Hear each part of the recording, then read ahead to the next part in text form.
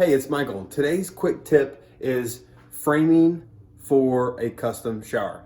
You want to make sure that you do these couple things that I'm about to tell you, or just double check your framer and make sure they did this, because if you wait till the very end of your shower being done, this one thing can end up costing you $500-600, maybe even $1,000 to fix. So I'm gonna flip my camera around, let's jump into it.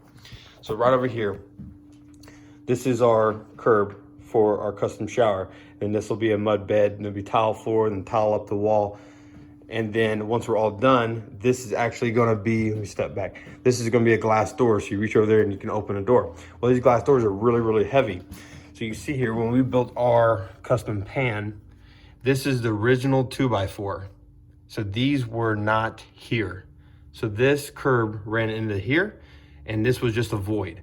So I had my framer, like I do on every job, add in a few more 2x4s. If you look on the other side, add them to this side.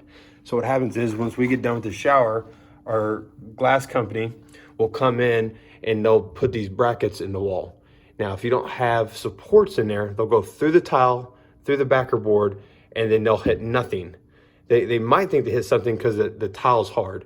What's gonna happen is they'll put that door on, they'll hang the door, and it'll fall off the wall, and then you're gonna have a really costly issue.